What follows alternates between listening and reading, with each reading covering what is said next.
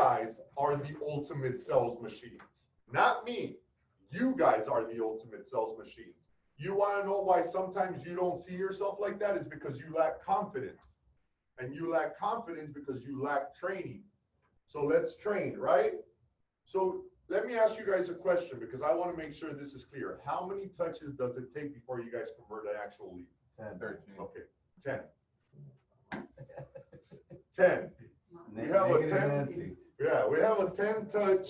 That's what it's called, 10 touch. Edward, it's not called 13. 10 touch process for you guys to convert and constantly write this down. Remind your customer that you're there.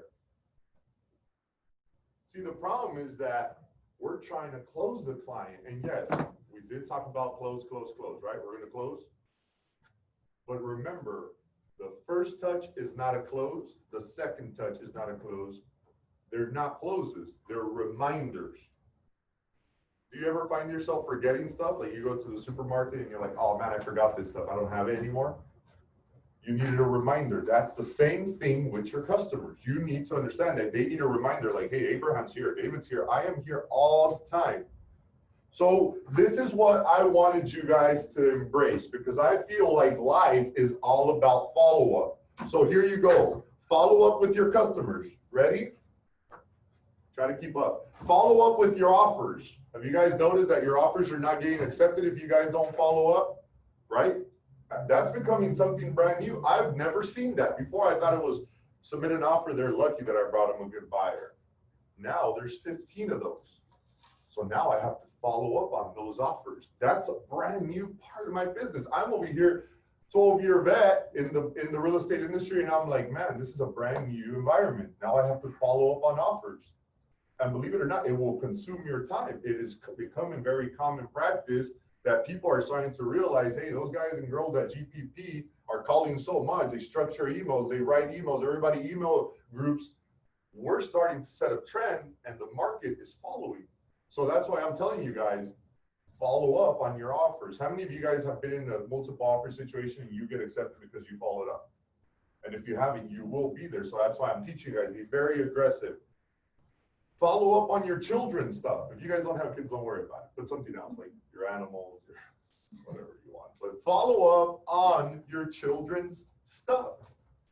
If you don't have children, you don't have children. If you don't have children, you have a dog. If you don't have a dog, you have a cat. If you don't have a cat, you have some fish. You have something you could follow up on because they deserve for you to follow up on them. Does that make any sense? For me personally, the children, if I don't follow up on stuff, I learned yesterday that my son has been going outside. I've been encouraging him to get away from Fortnite. We know you're good. You're the best. And he's all like, well, what am I going to play with? I'm like, just go run outside. All the other kids in the neighborhood have bikes. I was supposed to buy a bike 4 weeks ago. So now I'm rushing through this. Let's go find a bike everywhere. And I learned that bikes are a hot commodity because of COVID-19. People want to do outdoor stuff, so they're buying bikes. Well, I should have followed up on my children's things, but I was too busy follow up on everything else. So that's why I'm writing this stuff down. You guys need to follow up on your personal life consistently. Follow up with your team. Write that down. I like to follow up with everybody in my team. And you guys have that same access. Everybody, follow up with your team. You don't know if somebody in your team is going through something where they're missing things. I come in here sometimes and I'm like, man, I don't even remember any of that. So sometimes I'm not even having a good day. And it requires that follow-up. Oh, thank you. My mind was clouded with all these problems that I have, but thank you for following up on me. Yeah, let's follow up on that client together. You might have told David to call somebody and he's not calling it. David, you might have told me to call somebody and I'm not calling. So it's follow up on your team consistently. The next thing is follow up with your parents. That's so important for you guys to have a very, very well-developed career. Follow up with your parents. You're going to start hearing, no, you're so busy, David. We don't even spend time no more. Your parents are alive. Spend time with your parents. Does that make any sense? Follow up with your past clients. I don't care if you have no clients, but at one point in time, you've had a client. You need to follow up with them. I don't care if it's not real estate. Some of you guys are coming from different careers. Some of you guys are training from different areas of life, and your long life dream was to be in real estate. You finally made it happen. You follow up with those past clients you had in any other business, people that you knew. Call them, be like, hey, I'm in real estate now. I made a transition. You know, I've been talking about doing this for a while. So, hey, and people will support you. Understand, but you guys have to follow up. So let's go and do a quick analysis of what happened the first 6 months of the year. So write this down. What was my most memorable part of this month? For me, the most memorable part of this month was the release of the lockdown and then the immediate lockdown all over again.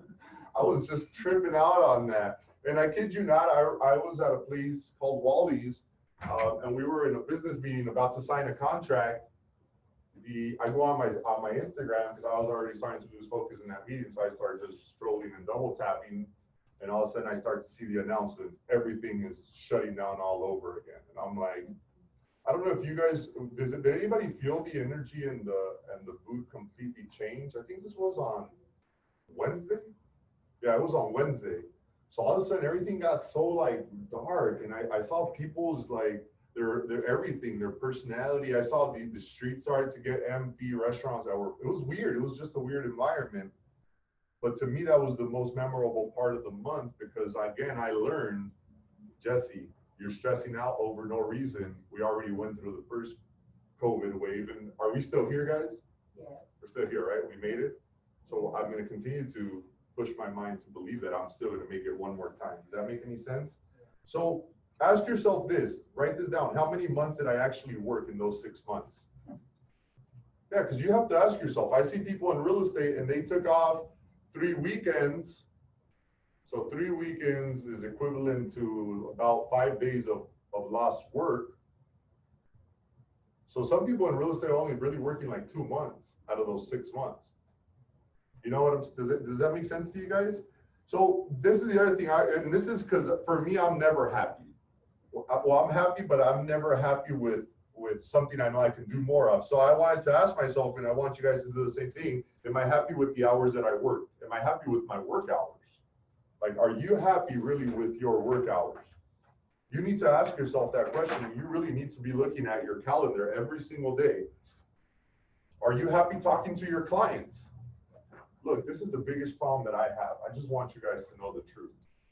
I get to a point where I'm so busy that the clients are calling, and I look at my phone,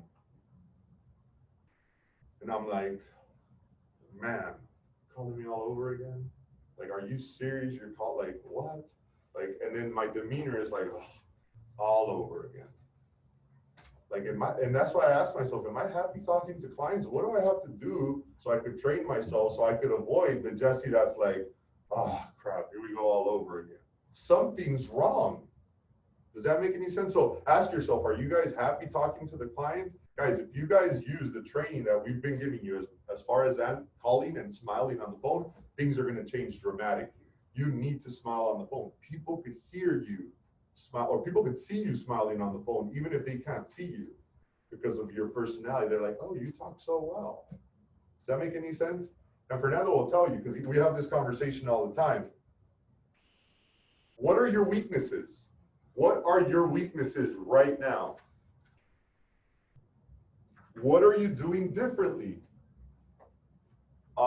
Abraham, and I'm just doing this assessment because you're here, but ask yourself, what are you doing differently now that you're scheduling appointments that you weren't doing 2 months ago, where it was starting to become extremely frustrating?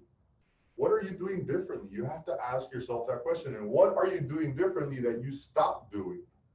Because we stopped doing it. Like for me, when it comes down to what I'm eating, all it takes is a 4th of July weekend for me to deviate from my mental state of mind of doing what I know works to like, oh, I don't have to worry about my eating. And it becomes something where it just spirals out of control. You guys need to know that in a sales environment. What changes have you made? And that's why I said that. What have you done differently, but what changes do you continue to make? Maybe the change of just preparing the day before. Like yesterday, it was already 9:45, and I'm thinking to myself, I'm always in a rush in the morning. So I ironed my shirt last night. And typically I have dry cleaning, but I just happened to iron my shirt because there are very good sales out there for any of you guys that are trying to shop right now. Like, man, things are so cheap. Here's something the other thing that's excited about how cheap they are, huh? So after you do this quick analysis today, if you find yourself having downtime, this is what I want you to do, because this is, once I started to write this down, I was tripping because I'm like, man, what do I do after that? Get back to your activities. You guys already know the activities. They're very, very simple, but you need to get back to those activities because it's required. So we'll wrap up with this because we have 11 minutes. What are you grateful for? Ask for that. I'm grateful that I'm still alive. I'm grateful that I've been surviving. I'm grateful that I'm still employed. I'm grateful that customers are still buying. I'm grateful that the banks are still lending, even though it's crappy environment, but I'm happy that it's still happening. Why am I grateful for that? Because the last time when we had something very similar to this, but it was in an economic platform, the banks completely stopped lending.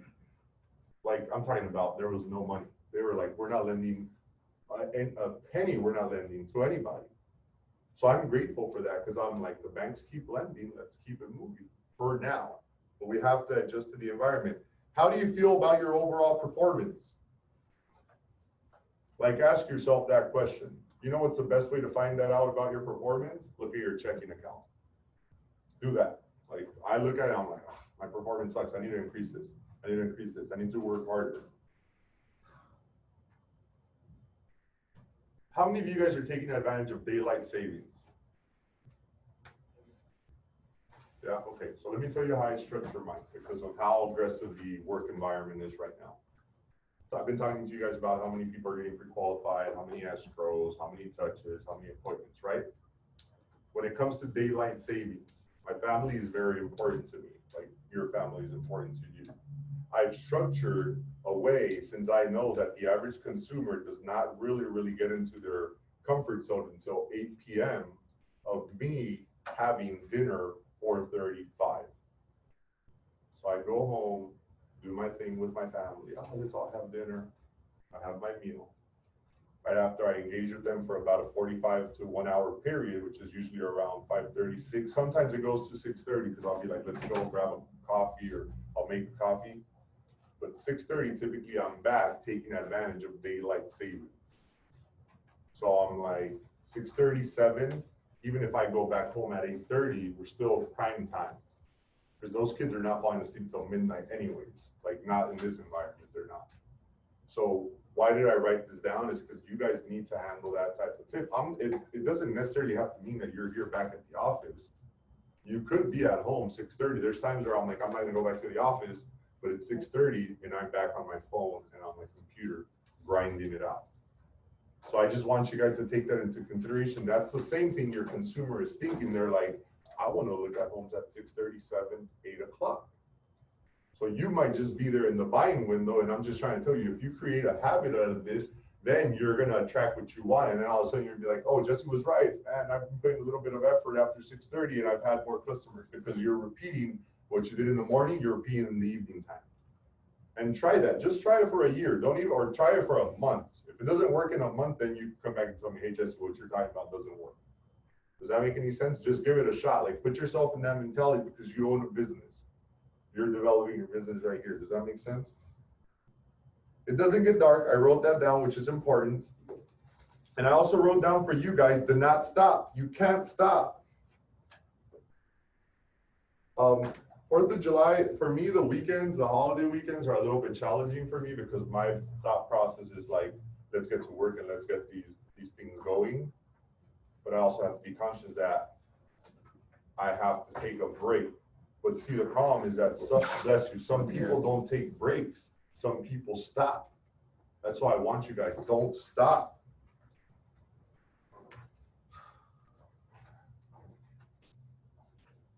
So I was doing the financial analytics for real estate sales. And in the last month, they reported a 10% growth. I would talk to customers about that are like, the houses are going to come crashing down because of COVID-19. Because I worry about that too. I mean, I'm not trying to be optimistic because I'm trying to prevent something from the market. Whatever I think is not going to have an impact on the market. It's going to have an impact on my mindset, But I also like to look at the numbers because I'm constantly in an environment where I'm at a birthday party or in a block party or gathering with friends and, hey, I want to buy, but like hit me up when everything crashes. And I'm like, when everything crashes, what's going to crash? You know what I'm saying? So then I pulled the analytics and I wanted you guys to tell people today on the phone, if you have those COVID-19 objectors, 10% increase last month. That's impressive. Like in an environment like that. So that's why I think you posted something that it's like a spike in a recovery format. I don't remember clearly, but I think I've seen it, and I think it was you specifically that posted that. But that's exactly what the environment that we're in. And that's why I think that our recovery tactics, guys, you have to understand that they injected $4 trillion into our economy. There's still about 32 billion of that unused. Yeah. I was gonna say, for anyone who's interested in seeing like statistics and stuff like that, I follow a page called Keeping Current Matters. It was referred by like Tom Ferry. Oh, nice. And they always post like statistics on how open houses, what's that looking like, how is the market, mortgages, things like that. And it just keeps you up to date. And you could share what they put, and then your clients see that and see you as like the informed agent. So that's a good one. Yeah, it's a great one. That, and see, those are the type of things that, and I, you know, little by little, you guys are gonna do it on your own, but I want to bring you guys that value because a lot of us don't know this market talk. Like I can sit in front of everybody and give them a full financial analysis on what real estate is doing right now. You guys should have the ability to do that, and you need to be the trendsetter because you have those people that are throwing their weight around everywhere. Jesse doesn't know what he's talking about. Like the economy is going to crash and everything. Excuse me, I know my numbers extremely well, and here are the indicating factors. Let me present this to you so that you know that. Don't take it personal either. Read about emotional intelligence on that. So here, let me give you guys an example. And here's a big objection handler. Clients are always shopping rate. You guys should not talk to clients about rate. You guys should talk to clients about payment. Does that make any sense? Because it's all about how much purchasing power they have. And a lot of the times the client focuses on the rate, and it's not about the rate, it's about the payment. Does that make any sense? Rates will continue to stay consistent, but this is what I always tell people.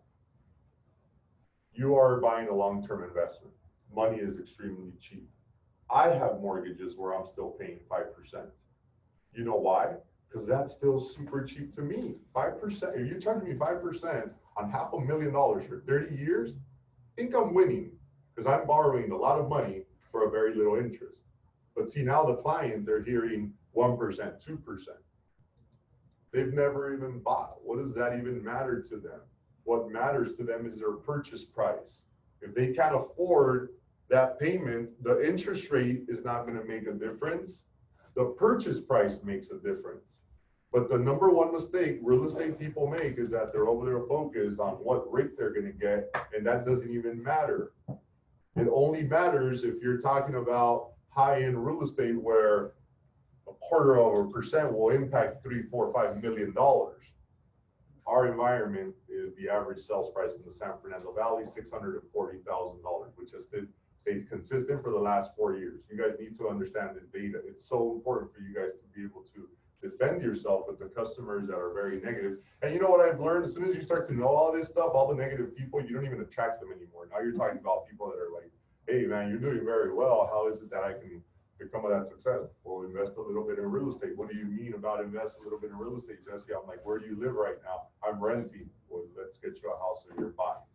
You know what I mean? And that's an investment there already. Like that, it's just simple stuff. You know what I'm saying? Overall, in our county, because I just gave you 10% California, LA County, you know what the percentage is? 15% increase. That's crazy to me. 15, I'm gonna call all my customers today. I'm like 15% increase all over LA County. You need to jump on this train right now or else you're gonna miss the opportunity. Does that make any sense? Mm.